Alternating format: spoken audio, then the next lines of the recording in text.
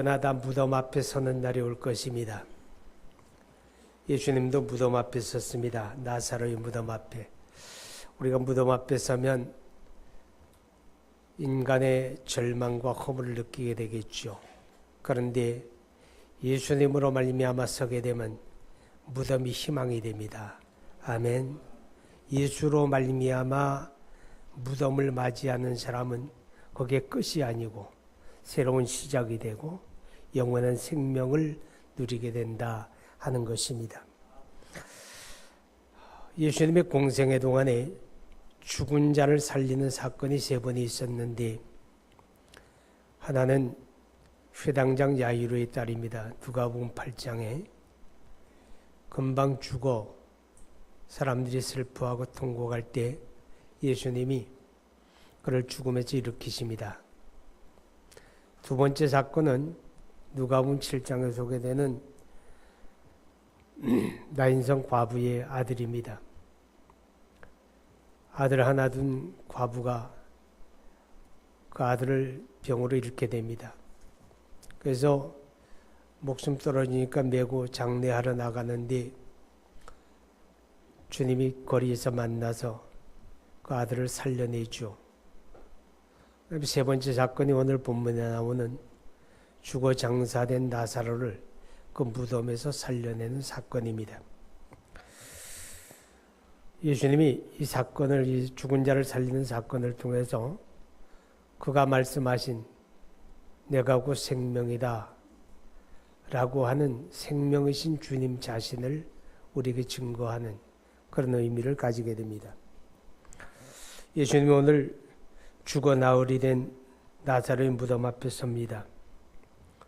39절을 보게 되면 예수께서 이르시되 돌을 옮겨 놓으라 그렇게 말씀을 하십니다. 돌을 옮겨 놓으라. 여러분, 예수님께서 그 제자들에게 돌을 옮겨 놓으라 그렇게 말씀하지 아니하고라도 주님은 얼마든지 그 일을 하실 수가 있는데, 참고로 말씀을 드리면 유대인의 장례는 그 당시에 목숨이 떨어지면 바로 장례합니다. 그날에. 왜냐하면 이제 날씨가 무지 덥기 때문에 숨 떨어지게 되면 금방 부패하잖아요. 그래서 숨이 떨어졌다 확인해야 되면 바로 그날 장례합니다. 그리고 매장을 하는데 땅에다 동굴을 만드는 거예요. 땅에다 동굴을 만들고 그 동굴이 가족묘가 됩니다. 그래서 그 동굴 안에다가 시신을 갖다 놓고 그 무덤 입구를 커다란 돌을 굴려서 막아 놓는 게 그게 유대인의 장례 풍습입니다.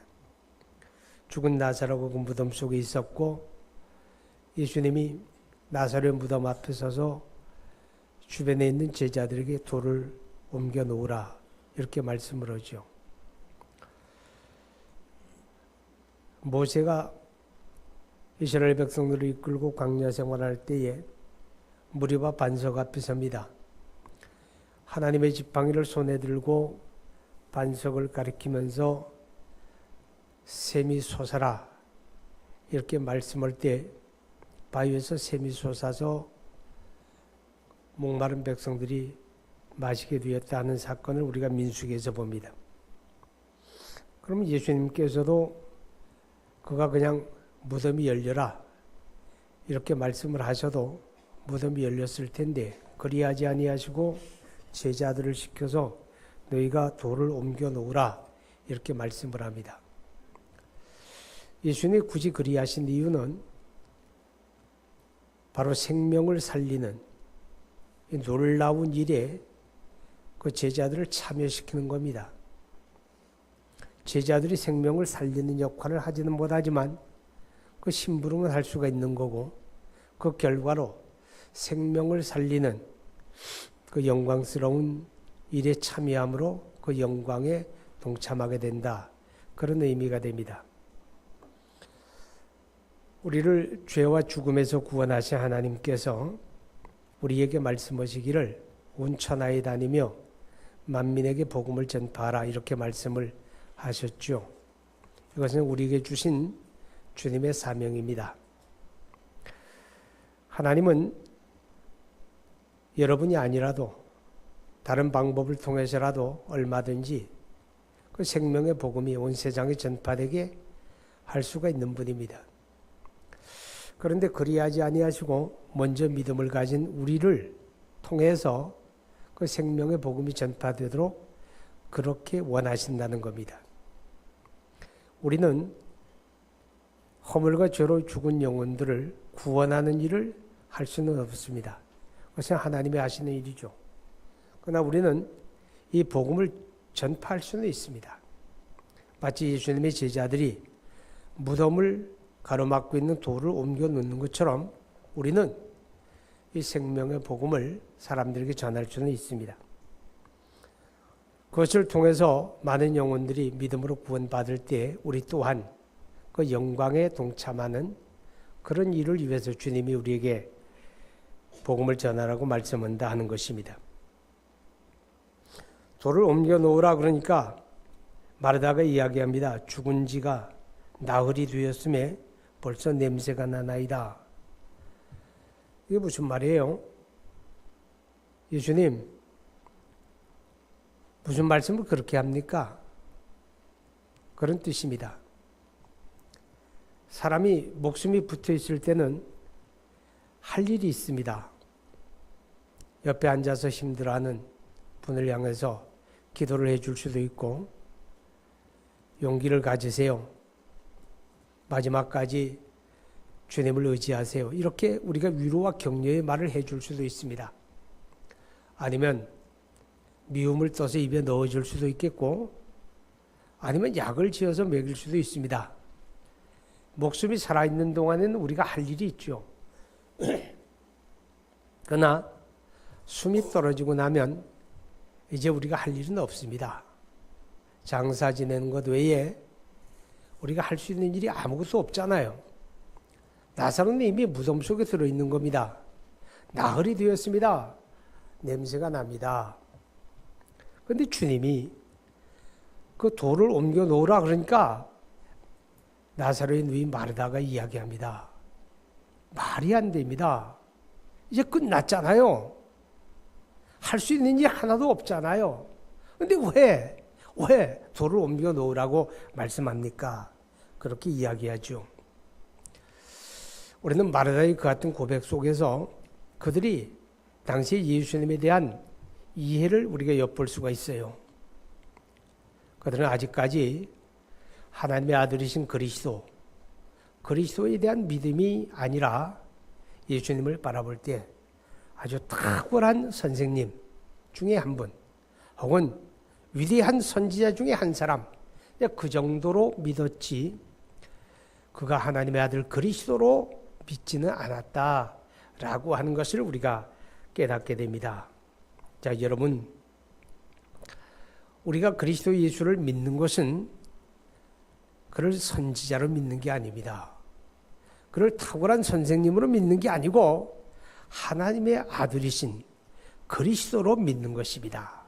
이 믿음이 구원의 능력이고 이 믿음이 우리를 죽음에서 일으키는 생명이라고 하는 사실을 우리가 기억하게 됩니다.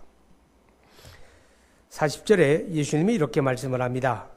예수께서 이르시되 내 말이 내가 믿으면 하나님의 영광을 보리라 하지 아니하였느냐. 내가 믿으면 하나님의 영광을 보리라. 이렇게 말씀을 합니다. 여러분, 바로 믿음은 하나님의 영광을 보게 된다. 다시 말하면 하나님은 믿음의 사람을 통해서 일하신다는 뜻입니다. 하나님은 믿는 자를 통해서 그의 살아계심과 그의 영광을 나타내신다. 그런 의미가 됩니다. 과거에도 그랬고 지금도 그렇고 앞으로도 그렇습니다. 하나님은 수많은 사람들 가운데 바로 믿음의 사람을 눈여겨보시고 그의 믿음을 통하여 그의 사심과 그의 영광을 나타내게 되는 것입니다. 그래서 마가복음 9장 23절에 할 수 있거든이 무슨 말이냐? 믿는 자에게는 능치 못할 일이 없느니라. 그렇게 말씀을 하죠. 바로 믿음을 통해서 하나님의 영광을 나타내게 된다. 그렇게 말씀을 하는 겁니다. 여기서 믿음이라고 하는 것은 바로 하나님의 살아계심을 인정하는 것을 의미합니다. 하나님을 인정하는 겁니다. 그리고 그리스도 예수를 구주로 고백하는 것입니다. 그리고 그의 말씀을 받아들이는 것, 이것이 바로 믿음이고, 그 믿음을 통해서 하나님의 역사가 이루어지게 되고 하나님의 영광이 나타난다라고 하는 것입니다. 41절에 보게 되면 돌을 옮겨 놓으니 예수께서 눈을 들어 우러러보시고 이르시되 아버지여 내 말을 들으신 것을 감사하나이다. 항상 내 말을 들으시는 줄 내가 알았나이다. 자, 돌이 옮겨지고 뻥 뚫린 무덤이 보입니다. 캄캄했던 무덤 속에 한 줄기 빛이 들어가겠죠. 자, 그때 예수님께서 하나님 앞에 감사기도 합니다. 하나님 감사합니다. 언제라도 나의 기도를 들으시는 거 감사합니다. 내 말을 들으시는 거 감사합니다. 이렇게 기도합니다. 여러분 믿음의 사람입니까? 믿음의 사람의 특징은 무슨 일을 하든지 어떤 형편에 있든지 먼저 기도한다 하는 것입니다. 하나님을 찾고 기도하는 거예요. 동서사방 어디를 둘러보아도 길이 보이지 않는 답답한 현실을 만날 때라도 인간적으로 낙심하고 좌절하는 게 아니라 바로 하나님을 향하여 기도의 손을 뻗칠 수 있는 게 이게 믿음의 사람입니다.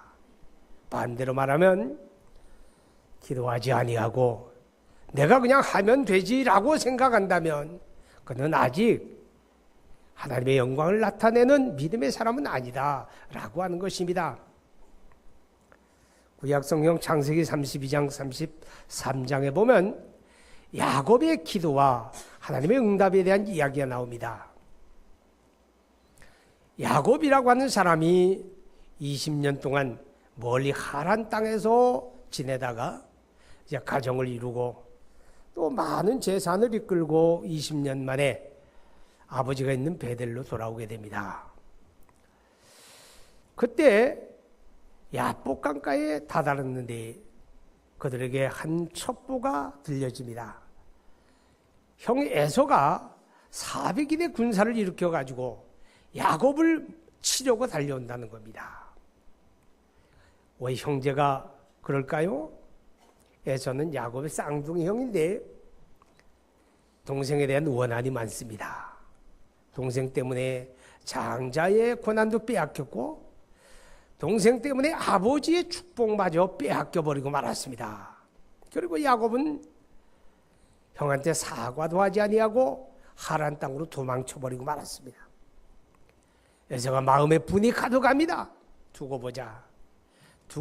내가 언젠가는 돌아올 거야. 그때는 내가 너를 가만두지 않으리라.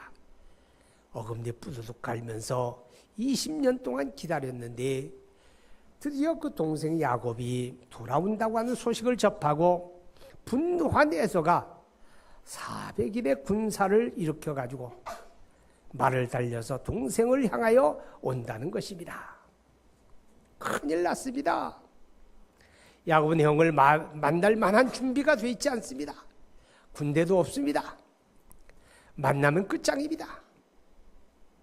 20년 동안 온갖 고생을 다해서 일구어 놓은 가정과 살림살이가 한순간에 물거품이 되어 버리고 맙니다. 머리를 짜내도 방법이 없습니다. 이제 길이 없나? 어디를 보아도 희망이 보이지 않습니다. 그때 야곱은 답답한 마음을 가지고 하나님 앞에 기도합니다. 하나님의 천사가 나타나 그와 더불어 씨름하는 장면으로 나타나죠. 나를 축복해 주셔야 합니다. 하나님의 축복만이 나를 살 길입니다. 매달립니다. 기도의 응답을 받고 그리고 그가 아침에 야복강을 건너게 됩니다. 긴장이 됩니다. 멀리서 뽀얀 먼지를 일으키며 400인의 군사가 말을 달려오는 모습이 보입니다. 칼을 뽑아들고 야곱을 죽이겠다 달려오는 그 군사를 바라볼 때 마음이 철렁 내려앉습니다. 근데 가까이 오니까 칼을 뽑아들었던 에서가 말에서 펄쩍 뛰어내리면서 환하게 웃습니다. 야, 내가 야곱이냐? 내가 살아있었구나. 내가 살아서 나를 만날 줄 몰랐다. 환영합니다. 목을 끌어안고 기쁨의 눈물을 흘립니다. 하나님의 응답이었습니다. 사람의 마음도 하나님이 움직여 주었다는 것입니다. 이게 기도의 결과입니다. 여러분, 예수님께서 나사로를 무덤에서 일으키기 전에 하나님 앞에 먼저 감사하며 기도했습니다. 그리고 말씀합니다. 무덤을 향하여 큰 소리로 말합니다. 나사로야 나오라. 큰 소리로 나사로야 나오라 부르십니다. 마치 누구네 집 대문 앞에 서가지고 주인장을 찾는 것처럼 죽은 자의 무덤 앞에 우리 주님이 그렇게 말씀하는 거예요. 나사로야 나오라. 마치 잠들어 있는 사람을 깨우는 것처럼 죽음에서 나사로가 일어납니다. 만물을 창조하신 하나님께서 아무것도 없는 공허하며 흑암이 깊음 위에 있는 그 캄캄한 곳을 향하여 빛이 있으라 말씀하실 때 빛이 비추게 되어지고 그가 말씀하는 그대로 삼라만상이 이루어지는 것처럼 예수님께서 그 창조적인 창조주의 능력으로 나사로를 불러내신 겁니다. 그는 바로 만물의 창조자이신 하나님이셨다라고 하는 걸 우리에게 말씀을 해주고 있습니다. 여러분, 나사로가 일어나 나옵니다. 마치 그 죽음에서 나사로를 불러내는 주님, 그 주님이 우리를 또한 그렇게 생명의 음성으로 불러주었기 때문에 우리가 예수 믿게 되었다 하는 겁니다. 우리가 예수 믿기 전 자연인으로 있을 때 그때 우리 영적인 모습에 대해서 성경은 이렇게 이야기합니다. 허물과 죄로 죽었던 너희를 살리셨다. 죽었다는 말이 뭡니까? 반응하지 못한다는 겁니다. 느낌이 없다는 겁니다. 죽은 자는 느낌이 없습니다. 죽은 자는 아무리 애타게 불러도 반응하지 않습니다. 그게 죽은 겁니다. 그 죽은 자들에게 예수 믿으라고, 예수 믿고 구원 받으라고 외칠지라도 느낌도 없잖아요. 반응 없잖아요. 그런데 어떻게 우리가 그 복음을 듣고 반응했을까? 우리가 어떻게 믿음을 가지게 되었을까? 하는 겁니다. 그것은 나사로의 무덤을 향하여 생명의 음성으로 그를 부르신 주님처럼 그 주님이 여러분 한 사람 한 사람을 그 생명으로 불러주셨기 때문에 우리가 그 복음 듣게 되었고 예수 믿게 되었고 이 구원의 은혜를 얻은 것입니다. 그래서 성경은 말씀하지요. 너희가 믿음으로 말미암아 구원을 받았으니 이것이 너희에게서 난 것이 아니요 하나님의 은혜다. 할렐루야. 우리가 그 같은 은혜를 입은 것입니다. 예수님은 나사로를 죽음에서 살려내심으로 바로 그 자신이 십자가에 죽을 것이지만 다시 살아날 것이다 라고 하는 자신의 부활을 예고하는 그런 의미를 가진다고 하는 것입니다. 나사로에 나오라 큰 소리로 외쳤을 때에 나사로가 살아나옵니다. 44절에 보니까 예수님이 이렇게 말씀을 합니다. 죽은 자가 수족을 배로 동인 채로 나오는데 그 얼굴은 수건에 쌓였더라. 예수께서 이르시되 풀어놓아 다니게 하라 하시니라. 죽은 자의 모습은 마찬가지인데 우리나라도 이제 장례 문화가 그렇잖아요. 사람이 죽게 되면 장사할 때 염한다 그러죠. 염. 제가 참 염을 많이 했습니다. 장의사 출신은 아닌데 시골에서 목회하고 또 서울에 와서 목회하면서 사람들이 세상 떠나고 장례할 때는 어쩔 수 없이 제가 염을 많이 했죠. 이제 그러다가 이제 장례식장이 생기면서 이제 할 필요가 없게 됐죠. 왜냐하면 해달라고 그래도 못 해줍니다. 왜? 영업방해가 되니까. 그래서 안 하게 됐어요. 참 많은 사람 염을 했습니다. 군대에서도 수많은 장병들이 목숨을 잃었을 때 장례할 때 그것도 염하는 일을 했고요. 근데 염을 할 때 보면 이게 다 이제 삼배를 가지고 이제 감싸잖아요. 그죠? 삼배 옷을 입히고 삼배로 감싸고 그래요. 그리고 또 뭐 죽은 사람이 도망갈 것도 아닌데 또 꽁꽁 묶어요. 뭐 7마디를 묶으래나? 그래가지고 팔목에서부터 이제 어깨까지 7마디를 또 꽁꽁 묶어요. 나 그거 이해가 안 가. 그게 묶어놓고 내가 들여다봐도 흉치게. 그럴 필요 없는데. 근데 유대인의 장례도 그래요. 그게 이제 세마포를 가지고 다리는 다리대로 감싸고 팔은 팔대로 감싸고 얼굴은 얼굴대로 감싸고 온 몸을 세마포로 감싸가지고 장례를 합니다. 나사로야 나오라 부르니까 나사로가 무덤에서 기우뚱 나오는 거예요. 자유롭지가 않잖아요. 온 얼굴이 배로 감싸 있습니다. 온 몸이 배로 감싸 있는 거예요. 그럼 없이 흉치가죠. 아마 예수님의 제자들과 그 주변에 둘러섰던 사람들이 주님이 부르니까 깜짝 놀래가지고 눈이 동그래져서 지금 무덤을 주시할 겁니다. 근데 뭔 물체가 움직이더니 기우뚱 나오는 거예요. 얼마나 모습이 흉측스러워요.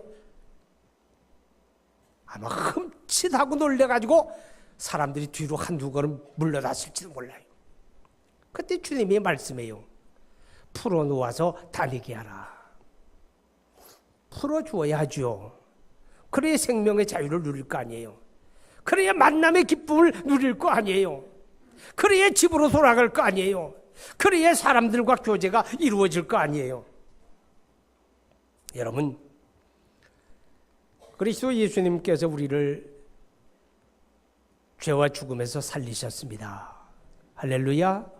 그런데 지금 우리의 모습은요, 어쩌면 무덤에서 걸어 나오는 나사로의 모습과 흡사하다라고 하는 것입니다. 우리가 부활의 생명을 가졌고 우리가 새 생명으로 살아났음에도 불구하고 우리의 모습 속에는 죽음의 모습이 그대로 있다는 거죠. 여러분 갈라디아서 한번 보시기 바랍니다. 갈라디아서 5장 19절부터 봅니다.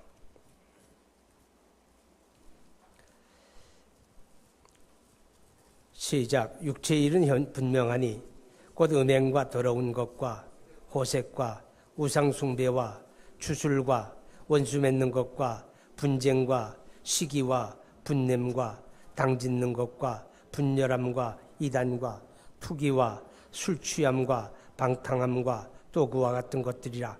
전에 너희에게 경계한 것 같이 경계하노니 이런 일을 하는 자들은 하나님의 나라를 유업으로 받지 못할 것이요. 왜요? 그게 죽음의 모습이다 그 말입니다. 그게 흉악의 결박입니다. 이사야 58장 6절에 흉악의 결박을 풀어주며 그런데 우리가 아직 생명으로 살아났음에도 불구하고 우리의 삶의 모습 속에는 죽은 자의 모습, 흉악의 결박이 우리에게 있다는 거죠. 에베소 4장 22절 이하에서는 이렇게 말합니다. 구습을 따라 썩어져가는 옛사람을 벗어버리라. 썩어져가는 옛사람, 흉악의 결박을 벗어버리라. 그리스도 예수 안에 우리를 구원하시고 우리에게 새 생명을 주실 때 우리를 향한 하나님의 계획, 하나님의 뜻은 무엇일까요? 우리에게 자유함입니다. 우리에게 평안함입니다. 우리의 삶 속에 하나님의 약속된 복입니다. 할렐루야. 우리는 그것을 누리고 살아야 합니다. 예수 믿음에 내 마음속에 평강을 누리며 예수 안에 우리가 자유함을 누리며 예수 안에 하나님의 약속된 복을 우리가 누려야 합니다. 그런데 우리가 믿으면서도 그것을 누리지 못합니다. 우리가 믿음을 고백하면서도 마음속에 불안함을 늘 떨쳐버리지 못합니다. 우리가 믿으면서도 자유함을 누리지 못합니다. 믿으면서도 우리 삶 속에 하나님의 복을 누리지 못합니다. 무엇이 문제입니까? 풀어버리지 못한 것입니다. 벗어버리지 못한 것입니다. 옛사람, 구습을 쫓는 옛사람, 썩어져가는 옛사람의 모습을 벗어 던져야 하는데 아직도 그것이 우리의 결박이 되어서 우리를 정신적으로, 문화적으로 생활 속에서 습관처럼 우리를 동여매고 있다고 하는 것입니다. 이제 주님은 우리를 향하여 말씀합니다. 풀어놓아 다니게 하라.